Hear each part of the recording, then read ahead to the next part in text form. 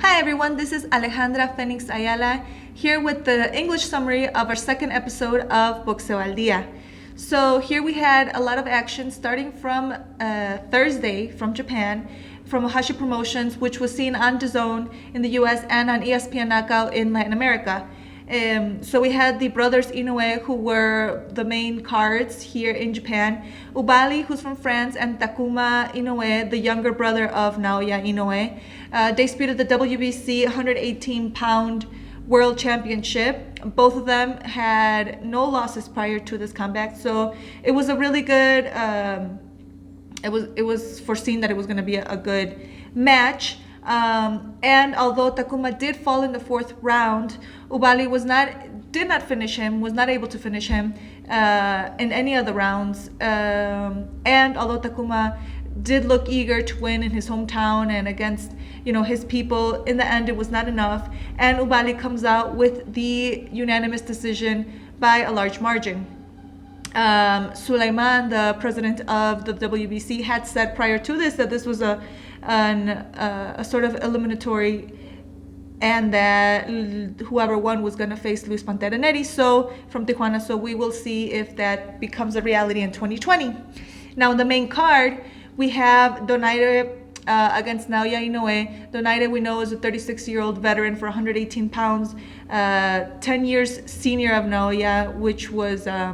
a lot of people discarded him. He did have a loss against Carl Frampton in 2018. Since then, he did come back and he did win two times.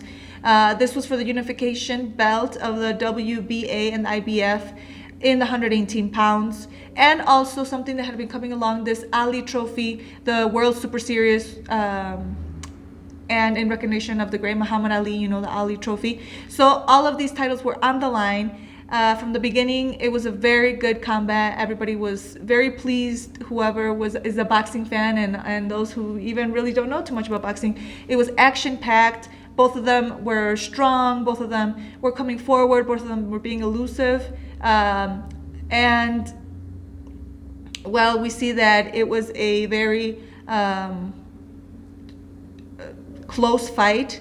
And although Naoya does come out with the win, we do see that, after he does say that he did break his bone in his face. So this did not go without any, it was not an easy fight. So whoever saw it, a lot of people who were actually very displeased with the Canelo Kovalev fight last week were very happy with this fight. They said this is what championship fights really should be about, and the public was very pleased. So we move on to what same Thursday, but in Arizona in the US, under Roy Jones Jr. Boxing Promotions, this ex-champion world boxer who a few years ago made his promotion company out there. And although for the most part he does have smaller contenders, smaller fights, less fights, maybe not world championship fights, he is coming up recently. And well, something that was very interesting is that it was now transmitted through the UFC Pass. We've seen in the past that Dana White has reiterated and has said that he wants to get into boxing. This is probably a way to get into it slowly but surely. So we'll see what happens with the UFC and Dana White in the future. But in the meantime, the UFC Pass is passing boxing events such as this under Roy Jones Jr. So another interesting fact, we had Brianna La Amenaza Sánchez from Mexico facing Amanda Borg from the US in a match at flyweight for 4 rounds. Now, it's not so much that it was a spectacular fight, although it was a very good fight, which ended in a draw.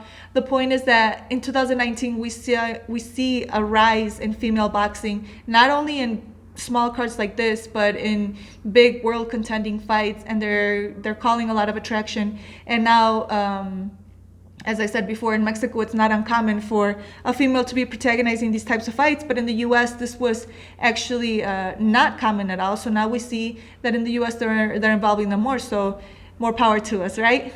And in the main event, we had Alexander the Great Flores versus Mario Heredia from Mexico in a heavyweight bout. Alexander Flores was signed with Roy Jones Jr. A couple years ago, he faced a very tough Joseph Parker and lost by KO over a year ago, and since then has not fought. However, Flroes, as well as his promoter, said, you know what, that's behind us, let's move forward, let's turn the page, and he came back with a 6th round knockout. So we'll see in 2020 what has in store for him. The heavyweights, as we know, are very popular. They've researched in this past year, so we'll see what happens. Then we move on to MTK Global, which was also seen on ESPN directly from the UK. Here in Mexico, was transmitted Central Time at 2 p.m. We see as Chantell Cameroon versus Anahi Sánchez for the WBC eliminatory super lightweight contending. So we saw a fight that was very few punches thrown, very few combinations, but they both were fighting with a lot of power, all their powers, we could say. Cameroon looked very strong. She actually looked a lot bigger than Anahi Sánchez, who's coming up from 135. Although Anahi Sánchez was a WBC championship prior to Jessica McCaskill taking her belt. So we see this eliminatory for her to get back in there, try to reposition herself in the rankings of the WBC and be able to dispute this once again. Chantell Cameroon had been coming quite strong, although we can say maybe she hasn't really beat anybody with name. It was a frontal fight. It was very to the point. It was there wasn't a lot of movement, and well, in reality, Sánchez received the biggest of these punches, the strongest of these punches, and she did not fall. It was very surprising. A lot of times she tumbled. A lot of times she looked like her legs weren't gonna resist her, but she has a lot of heart. So big ups to her. She did fall, and they did count. The referee did count, although in retrospect, it was more of a push. So, well, that's too bad. She fell twice. The second time, the referee did call that it was a push. So in the end, Cameroon wins by unanimous decision. She's not able to finish it off. And supposedly now, she is the contender to fight against Jessica McCaskill, the unified champion of the WBC and the WBO super lightweight championships. Erika La Pantera Farias, who also fought McCaskill previously, said that Cameroon is actually not a real contender against a Jessica McCaskill, who not only throws in large volume, but very strong, very elusive. She has a lot of angles, and she said, well, Cameroon really doesn't have anything to do with her in the ring. Nonetheless, if this was an eliminatory for WC, she does have the right to dispute, so we'll see what happens in 2020. We know that Katie Taylor is also moving up, and there's also an interest in unifying the 140 pounds, and as we know, Jessica McCaskill has 2 of those belts, so we'll see really what happens next.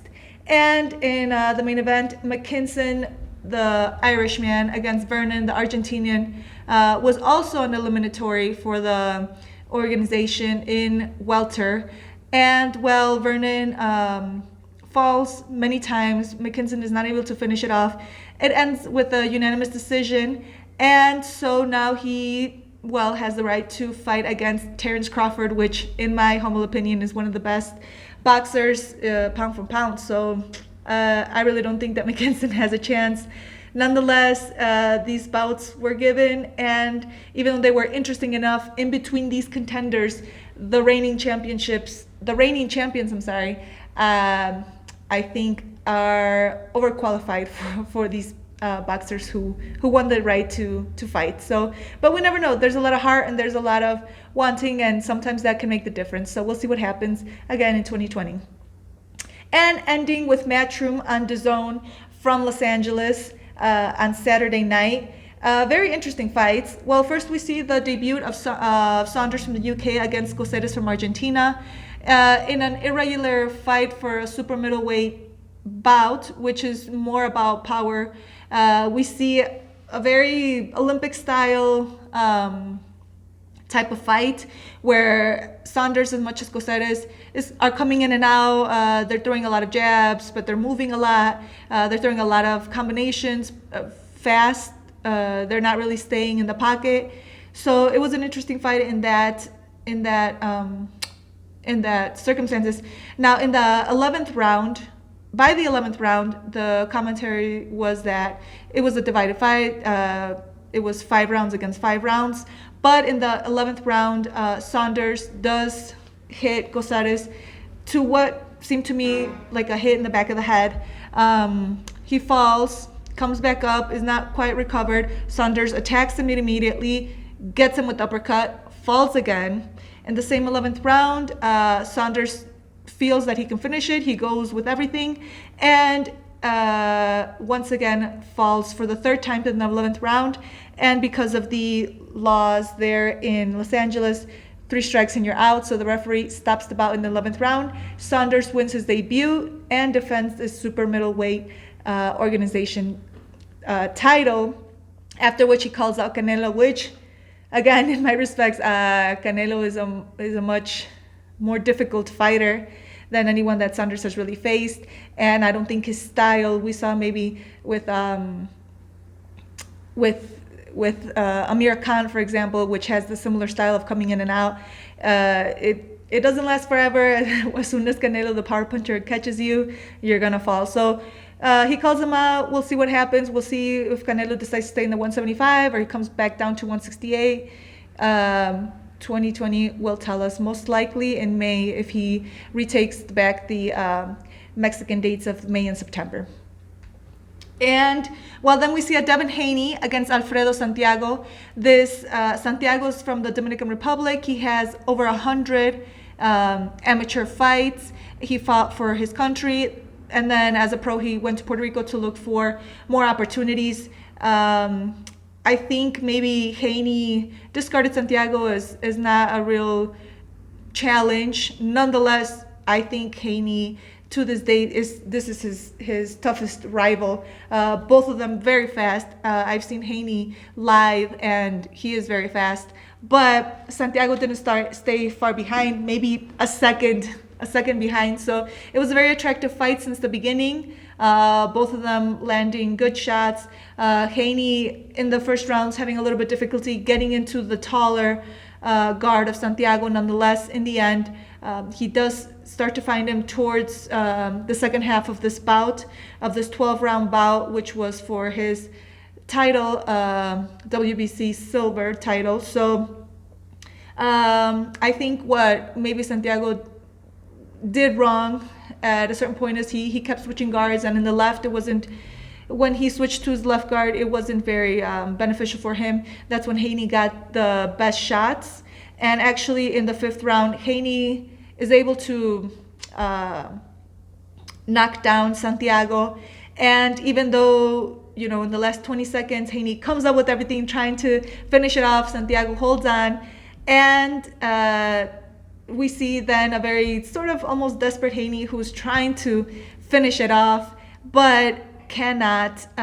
Santiago, because of his exposure in boxing and because of his training and because of his intelligence, is able to hold on, even though in the later rounds he's just sort of surviving, not in the sense that he looks winded or anything, but he isn't really looking to win anymore or going for the knockout. He's just trying to be elusive, holding, etc. And well, it ends up in a unanimous decision in favor of Haney. I'm sure this is not the last we see of Santiago. Very attractive fighter for boxing, very stylistic. So he's still young and he still has very few fights, I think somewhere like 13. So he still has a ways to grow. And in the main event, KSI against Logan Paul, this fight that I guess a lot of people, especially boxing fanatics, discarded right away because they said this is just showmanship, this is just, people are just trying to sell us, they're not real boxers. As you know, KSI, the YouTuber, against Logan Paul, who was an amateur fighter. A year ago, they decided to do a fight in an amateur style with the headgear, with 12-ounce gloves, in the UK, which ended in a draw. So they keep talking, DAZN gets in on it, Matchroom gets in on it, and they say, yeah, let's do this. So here we see them professionally, these heavyweights or cruiserweights, I believe, who decide to turn pro. So they both debut at 6 rounds, and it was nonetheless an attractive fight. It was entertaining, to say the least, right? We see a KSI who, winded from the first round, is throwing haymakers left and right, is going forward, is taken by surprise the Logan Paul, who, although is probably more stylistic in boxing, because of his not his big experience, he wasn't able to be as elusive as he thought. Even though he had good movement, even though he was coming in with the 1-2, he had a really strong jab. He had a really good right straight hand, which did impact the face of KSI on various occasions. It was not enough. Certainly KSI brought everything. He had a lot of heart, and well, it was interesting. And well, we see that in the end, they give the fight to KSI. He wins by split decision, I believe. And well, we have this controversy, I guess you could say.